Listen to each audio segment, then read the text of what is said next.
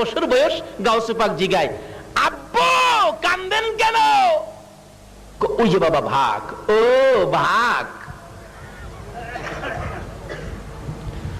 আমার পীর সাহেব কিবলা লেখেন, গাউসে পাকের দরবারের কুকুর, গাউসে পাকের দরবারের কুকুরের পাওয়ার জংলার বাঘের চাইতে বেশি। জোরে কন্যা সুবহানাল্লাহ। আচ্ছা বাঘে খাইব? আচ্ছা আব্বা আপনি বাঘের ভয় পান? 7 বছর বয়স গাউসে পাকের। আব্বা আপনি বাঘের ভয় পান? কয় বেটা ভয় পাবো না, বাঘে মানুষ খায়। আব্বা আমার তো ভয় লাগে না, আমি তো জানি বাঘে মানুষ খায় না। কও কি? তাইলে আব্বা আপনি ভয় পাইলে আমারে আগে দেন, আপনি পিছে যান। বয়স কত? আর একটু জোরে কন। হ্যাঁ, এখন গাউসে পাকের খেলার যখন আইছে, একটু খেলা দেখি না কি খেলা খেলে। আল্লাহর ওলি গাউসে পাক। আল্লাহ বাবা গো, আপনি যদি বাঘের ভয় পান আপনি পিছে যান, আমারে আগে দেন। আবু সালে কই পাগলা, কয় কি? তোমারে বাঘে খাবে না? কেন খাবে আমারে বাঘে? বাঘের জীবনীতে পাওয়া যায় এক ভণ্ড পীর বাঘের উপরে সোয়ার হইয়া গাউসে পাকের বাড়িতে গেছে মেহমানি খাইতো। গেটের মধ্যে বাঘ রাইখা বাড়ির ভিতরে ঢুকছে। আল্লাহর ওলি গাউসে পাক বাড়ির ভিতর থেকে দেখে কিনা কন্ত? আরো দূরে দেখে কিনা? বাগদাদ থেকে বাংলাদেশও দেখে কিনা? কই বাঘ নিয়ে আইছে রে, বাঘ। যাক হুজুর আমারে তো খানা খাওয়াইবেন, আমার বাঘেরে কি খাওয়াইবেন? গাউসে পাক কই তোমার বাঘ কত বড়? কই রাইতে বড়, বিরাট বড় ভাগ। কই তোমার বাঘের কি খাওন লাগবো, আসো তো দেখে আসি। গেটে গিয়া দেখে বাঘ নাই। গেটের মধ্যে একটা কুকুর আসিল, কুকুরে বাঘ খাইয়া ঘুমাই দিছে। কুকুরে বাঘ খাইয়া ঘুমাই দিছে। হুজুর আমার কুকুর, এই আমার বাঘ কই গেল, বাঘ কই গেল, কুকুর দেখা যা, বাঘ কই গেল? গাউসে পাক বলেন কি বলবো? আচ্ছা রাখো দি, কুকুরে জিগায়, এ কুকুর ঘুমে তুলছে কি ঘুমাই দিছো? হ্যাঁ আমার কুকুর ডাক দিলি দি ঘুম থেকে উঠে, তোমার বাঘ কই ডাক দাও তো। গাউসে পাক বললেন, হেই লোক ডাকে বাঘ, কুকুরের পেটের ভিতর থেকে কয় হ। হুজুর কি সর্বনাশ, আপনার কুকুরের পেটের ভিতরে দিয়ে আমার বাঘে কথা কয়। গাউসে পাক বলেন, আরে বেটা আম্মকের আম্মক, কুকুরের পেটও কি ভাগ? কই যে দেখেন কথা কয়। গাউসে পাক বলেন, এ কুকুর তুমি বাঘ খাইছো? হুজুর মাফ করে দিয়েন, খাইছি। তো তুমি বাঘ খায় ফেললা? কই পেটে খিদা আসিন। পেটে খিদা আসিন, এই বেচারা মেহমান তার বাঘ খাইছো। আসলে তার ভিতরে কিছু অহংকার আসিন, এই অহংকারটা কুকুর দিয়া বাঘ খাওয়াই আল্লাহ বুঝাই দিছে। হুজুর মাফ করে দেন, আমি ভাবছিলাম আমি বড় পীর, অহন্দি বড় পীর। হুজুর আপনি। আল্লাহ কয় আমি বানাইছি গাউসে পাকরে বড় পীর, তুই কইতেইছস বাঘের উপরে মাতবুরি করতি, অন্তর বাঘ কুকুরে খাইছে গাউসে পাকের। হুজুর মাফ করে দিন, হুজুর চিনতে পারছি না, বুঝতে পারছি না, আমার বাঘটা দিয়ে লাইন। বড় পীর কই, এই কুকুর একবারে দাঁত ফালাইয়া দিমু, বাঘ কখন দে। আস্তা ভাগ কুকুরের মুখ দিয়া বাহির হইছে, জোরে কোন সুবহানাল্লাহ। বলতেছিলাম ওই গাউসে পাক 7 বছর বয়স, যাইতেছে হাইটা। বাবা কয় বাঘে ধরবো, কয় আব্বা আপনি পিছে যান, আমারে সামনে দেন। যাইতেছে সামনে। গাউসে পাক 7 বছর বয়স, কাছাকাছি গেলে বাঘ তো একবারে পজিশন নিচে থাপা দিয়া ধরবে, এমন সময় হাত বাড়াইছে, জংলার ভাগ আমারে চিনুস নি রে? আমি কে? আমি হইলাম গাউসুল আজম আব্দুল কাদের জিলানী রহমাতুল্লাহ আলাইহি। পিছে আমার বাবা রে আবু সালে জঙ্গি মুসা। আমরা আখিরি নবীর উম্মত, কালিমার পোশাক গায়ে দিয়েছি, নিষেধ দিলাম রে আমাদের গায়ে হাত দিস না। এমনি সময় দেখা যায় বাঘের লেজ নাড়া বন্ধ হয়ে গেছে। 2টা বাঘ নম্র ভদ্রভাবে হাইটা হাইটা আসতেছে। গাউসে পাকের বাবা বলেন, আবু সালে বলেন, বাবা গো ওই তো বাঘ আসতেছে, আমরা 2 জনকে খাবে। আবু সালে বলেন, বাঘে খাবে? আব্দুল কাদের 7 বছর বয়স জবাব দেন, আব্বা গো না না, জংলার বাঘ আমাদেরকে খাবে না। ওই যে বাঘ আসতেছে, দাঁড়ান, সোজা হয়ে দাঁড়ান। 2 বাপ বেটা দাঁড়িয়ে আছে সোজা হইয়া। বাঘ দৌড়াইয়া আইসা বাপ বেটার পায়ে সালাম করে বিদায় হয়। আরে গাউসে পাকের পায়ে যদি জংলার বাঘ সালাম করে বিদায় হয়, বলুন আমাদের নবীকে জংলার বাঘ কি আক্রমণ করতে পারবে? এবার ডাক দিয়া বলেন, আবু জাহেল বাতিজা ঘোর সামনে যায় না, জংলার বাঘ ধরবে। আমার নবীকে টান দিয়া উঠাইয়া গোড়ার পৃষ্ঠে বাড়িতে আইনা দিয়া ডাকতেছেন, আমিনা গো, ও আমিনা, তোমার এই সন্তান আজকে বাবার ব্যথায় কানতে কানতে জংলায় চলে গিয়েছিলেন। জংলার বাঘ আমি যদি না দেখতাম, জংলার বাঘ তোমার ছেলেরে খেয়ে ফেলতো। মা আমিনা দুইটা চোখের পানি ছেড়ে ছেড়ে জবাব দেন, আবু জাহেল গো, আমার এই ছেলেরে জংলার বাঘে খাবে না। ছেলে যখন আমার পেটে ছিল, আমি যখন শিশু নবীর মা হইতেছিলাম, কত খেলা দেখেছি। আরে আবু জাহেল, এই খেলা দুনিয়ার কেউ দেখে নাই। আবু জাহেল, আমার এই ছেলেকে জংলার বাঘে ধরবে না তুমি কেমনে জানো গো আমেনা? আমি যেদিন এই শিশু মোহাম্মদ, শিশু সন্তান, শিশু নবী পেটে রাইখা আমি একদিন বাড়ির সামনে দাঁড়িয়েছিলাম, হঠাৎ দেখি রে আবু জাহেল একটা বাঘ দৌড়ে আসতেছে। বাঘ দেখে আমি থরথর করে ভয়ে কাঁপতেছিলাম। বাঘ আমার সামনে আইসা মানুষের মতো কথা বলে ডাক দেয়, আমেনা গো, ভয় পাও না, আমি তোমাকে খাইতে আসি নাই, আমি তোমাকে একটা খবর দিতে আসছি। তোমার পেটে রাহমাতাল লিল আলামিন, তোমার পেটে আখিরি নবী, তোমার পেটে শ্রেষ্ঠ নবী, তোমার পেটে আল্লাহর বন্ধু, যার উসিলায় কুল কায়নাত। রে আমেনা, আমি তোমারে খাইতে আসি নাই, খবর দিতে আসছি। তোমার দুইটা পাও বাড়াইয়া দাও, সালাম করে যা।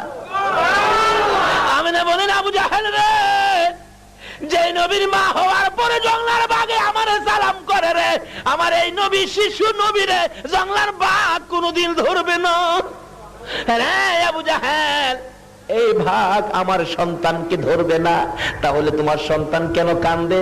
আমি না চোখের পানি ছেড়ে দিয়ে বলেন, আবু জাহেল গো, আমার সন্তান কান্দে, জীবনে কোনদিন বাবার মুখ দেখে নাই। মায়ের গলায় ধরে বাবা বাবা কইয়া কান্দে, মা কলিজা মানাইতে পারে না। নবীজির দাদা আব্দুল মুত্তালিব কান্দার আওয়াজ শুনে দৌড়ায় আসছেন, আমেনা তুমি কান্দো, আমার নাতিও কান্দে, কি দুঃখ রে। দৌড়ে যাইয়া মায়ের গলা ছেড়ে দাদার গলায় আঞ্জায়া ধরেছে, দাদা গো, আমার বাবা কই? জীবনে একটা বার বাবা কইয়া ডাক দিলাম না। আমার সামনে মক্কার ছেলেরা বাবা বাবা কইয়া ডাকে, বাবার কোলে উঠে, আমি তো একদিন বাবার কোলে উঠলাম না, বাবা কইয়া ডাক দিলাম না। দাদা গো, আমার বাবা কই? আমার বাবার কাছে লইয়া যাই ভাবি। আমি না দুইটা হাত বাড়াইছে, আয় করে যার টুকরা সন্তান, আয় আমার বুকে আয়। মায়ের কোলে যাইয়া কাদের উপর মাথা ফেলাইয়া চোখের পানি দিয়া বুক বাসাইয়া কান্দে।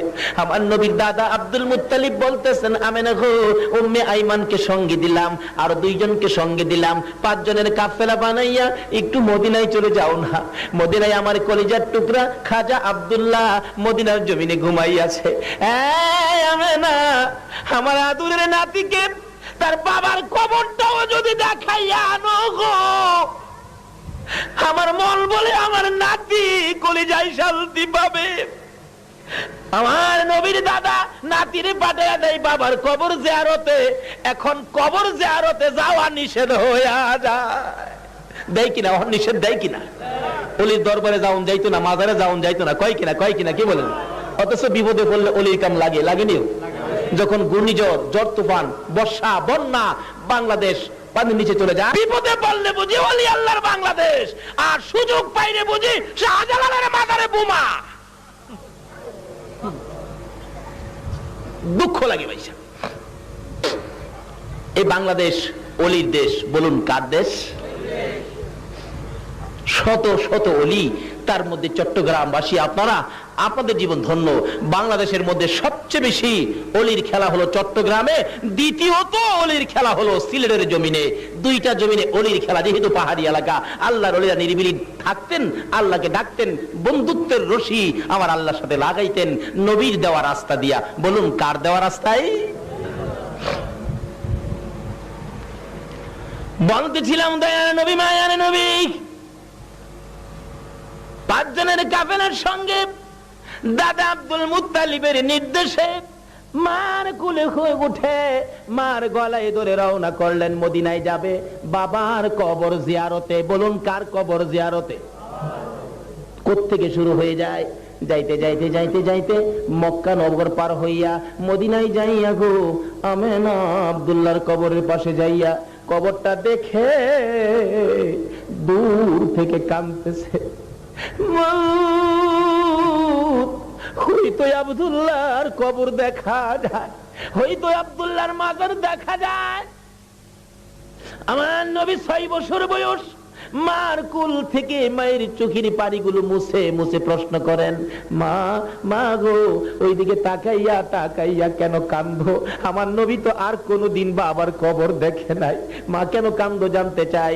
আমানা জবাব দেন, বাবা মুহাম্মদ, ওই যে কবরটা দেখা যায়, এই কবরের মধ্যে তোমার বাবা খাজা আব্দুল্লাহ ঘুমাইয়া রয়েছে। আমার নবী বলেন, মা মা আমার কোল থেকে নামাইয়া দাও না গো। মা আমেনা বলেন, আমি যখন 6 বছর বয়সে শিশুর নবীকে আমার কোল থেকে নামাইয়া দিলাম, একটা দৌড় মারছে রে, বাবার কবরের উপরে যাইয়া পড়ে গেছে। ডাইন পাশে বসে কান্দে বাবা বাবা কইয়া, বাম পাশে বসে কান্দে বাবা বাবা কইয়া, পায়ের কাছে বসে মাটির মধ্যে হাত লাগাইয়া কান্দে, বাবা গো মক্কা থেকে মদিনায় আসলাম তোমাকে পাওয়ার জন্য, তোমাকে দেখার জন্য, একটু দেখা দাও না গো বাবা, তোমার কি মায়া লাগে না?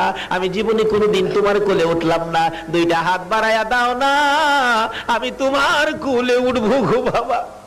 এই সময় আমেনা বলেন, আমি দেখি কবরের মাটি থর থর করে কাঁপতেছে। মন বলে, আব্দুল্লাহ আদুরের সন্তান কোলে নেওয়ার জন্য মাটির ভিতর থেকে বুঝি বাহিরে হইয়া যাবে, কিন্তু আল্লাহর বিধান না, আসতে পারতেছে না, ভিতর থেকেই কান্নাকাটি শুরু হয়ে যায়। আমার আল্লাহ বলেন, আব্দুল্লাহ রে কান্দিস না, খুলে নিতে পারবি না, ও আব্দুল্লাহ চিন্তা করিস না, তোর সন্তান আমার বন্ধু, আমার বন্ধুর হেফাজতের দায়িত্ব আমি আল্লাহ নিয়েছি। এভাবে কাঁদতেছে। আমার আল্লাহ বলেন, বন্ধু গো বাবার কবরের পাশে কান্দো, আমি আল্লাহ দেখেছি বাবার কবরের পাশে কান্দো, তোমার কান্নাটুকু আমি স্মৃতি করে রেখে দিলাম, তোমার কান্নাটুকু প্যাকেট করে রেখে দিলাম কিয়ামত পর্যন্ত। এইভাবে যদি তোমার কোনো উম্মতেরা বাবার কবরের পাশে যাইয়া কান্দে আর এক ফোঁটা চোখের পানি বাবার জন্য যদি আমাকে দেখাইতে পারে গো বন্ধু, কথা দিলাম তোমার চোখের পানির সাথে মিলাইয়া ওই সন্তানের বাবার কবরের আযাব আমি মাফ করে দিব। শিক্ষা দিয়ে গেলেন নবী, বাপ মার সাথে দুনিয়াতে শুধু খেদমতই নয়, বাপ মার সাথে আরো কত কিছু করতে হবে। আসুন সামনে বাড়ি, বাপ মার সাথে যদি বেঈমানি হয়, নাফরমানি হয়, সব শেষ, বরবাদ হয়ে যাবে। নবী মায়ের নবী এখানে কান্নাকাটির পর মা আমেনা টাইনা উঠাইয়া কিছুদিন বেড়াইয়া মদিনার থেকে আবার রওনা হলেন, মক্কা যাবেন। আবওয়া নামক স্থান, মক্কা কাছাকাছি যাইয়া মা আমেনা বলেন, উম্মে আইমান রে আমার শরীর ভালো না, আমি তো হাঁটতে পারতেছি না, আমার শরীরের মধ্যে জ্বর আইসা গেছে, তাবু টানাও, তাবু টানাইলে। দয়ার নবী মায়ের নবী মায়ের পাশে বসা, মা একটু পরে পরে সন্তানের দিকে তাকায়। আমার নবী জিগায়, মা গো বারবার কেন আমার দিকে তাকাইয়া থাকো? আমেনা বলেন, বাবা গো আমার মন বলে গো আমি বাঁচবো না। আমার নবী আঞ্জায়া গলায় ধরেছে, মা বাবার ব্যথা কলিজা মানে না, তুমি যদি না বাঁচো দুনিয়ার থেকে বিদায় হয়ে যাও, আমি কার গলায় ধরে ঘুমাইব? না না তোমাকে মরতে দিব না। আমেনা কান্দে, বাবা গো না আমি বাঁচতে পারবো না, মন ভোলে আমি বাঁচবো না, মাথায় পানি দাও। একটু পানি যখন মাথায় দিলেন আমেনা বলেন, উম্মে আইমান রে এই পানিগুলো আর খরচ করিস না রে উম্মে আইমান, আমার বাবার যদি পানির প্রয়োজন হয় পানি কোত্থেকে পাবি, আমার পানি দরকার না, আমার বাবা কই আমার বুকে উঠাইয়া দে। আমার নবী মায়ের বুকে গলায় আঞ্জায়া ধরে, আমার নবীর মা আমেনা 2টা গালে 2টা চুমু দিয়া বিদায় হইয়া যায়। আমার নবী বারবার ডাকে, মা মা গো, আর মা জবাব দেয় না। 2 গালে চুমাইয়া চুমাইয়া আমার নবী কান্দে, মা মা কইয়া, মা জবাব দেয় না। মরুভূমির বালু কত করে গো মাকে জীবনের বিদায় করে দিয়ে আমার নবী কান্দে। আমার আল্লাহ বলেন, বন্ধু গো, মাকে কবরের ভিতরে রেখে মার কবরের পাশে দাঁড়াইয়া কান্দো, বারবার কবরের দিকে ফিরে ফিরে চাও। এইভাবে তোমার উম্মতেরা যদি মায়ের কবরে যাইয়া কান্দে, রে বন্ধু কথা দিলাম, তোমার চোখের পানির সাথে ওই চোখের পানি মিলাইয়া আমি সন্তানের কান্ধার কারণে মায়ের কবরের আযাব চিরদিনের জন্য বন্ধ করে দিব। আমার নবী এই শিক্ষাটুকু আমাদের কাছে তুলে দিয়ে গেলেন, শিক্ষা দিয়ে গেলেন। আমরা মা বাবা দুনিয়া থেকে বিদায় হলে এইভাবে মায়ের কবরে যাব, বাবার কবরে যাব। আল্লাহ বলেন, মায়ের কবরে বাবার কবরে চুপচাপ বসে থাইকো না, এই দোয়াটা তোমরা কইরো। কি দোয়া? আল্লাহ নিজে শিখাইলেন, রব্বির হামহুমা কামা রব্বায়ানি। বলুন, রাসূল যেই বাবা মা বাবার জন্য এইভাবে অবস্থান দেখায় দিয়ে গেলেন, এই মা বাবার সাথে কি আমাদের সম্পর্ক ঠিক আছে? এখন কয়জনের আছে? আমাদের এলাকায় তো মাশাআল্লাহ বিয়া শাদী করাইলে মা কি জিনিস পোলাই চিনে না, আর বাবা তো দেখতেই পারে না। এটা বাস্তব ঘটনা। অথচ রাসূল বলছে, মায়ের পায়ের নিচে কি জানি, আর একটু জোরে কর না, কার পায়ের নিচে? কোন মা? মা তো কয়েক কিসিমের আছে মিয়া। যেই মা পেটে রাখছিল, যেই মা আপনাকে আমাকে প্রসব করতে যাইয়া 3 দিনের ব্যথায় জিহ্বা কামড়েয়া কুচি কুচি করেছে, কারো কাছে কয় নাই, অসহ্য হয়ে ব্যথায় দাঁতি লেগে গেছে জ্ঞান হারা, তখন শাশুড়ি দেখেছে আমার বৌমা এই অবস্থায়, নিশ্চয়ই ডাক্তার খবর দাও তো, বাচ্চা বুঝি হবে। আয়েশা দেখে বাচ্চা ভূমিষ্ঠ হয়ে গেছে, মা জিহ্বা বাহির করে দিয়ে 3 ঘন্টা পর্যন্ত বেহুশ হয়ে পড়েছে। আমার নবী বলেন, উম্মতেরা রে, মার পায়ের নিচে তোমার জান্নাত। মসজিদের নিচে নয়, মাদ্রাসার নিচে নয়, মক্কার নিচে নয়, মদিনার নিচে নাই রে, জান্নাত হইল তোমার মার পায়ের নিচে। বলুন, কার পায়ের নিচে?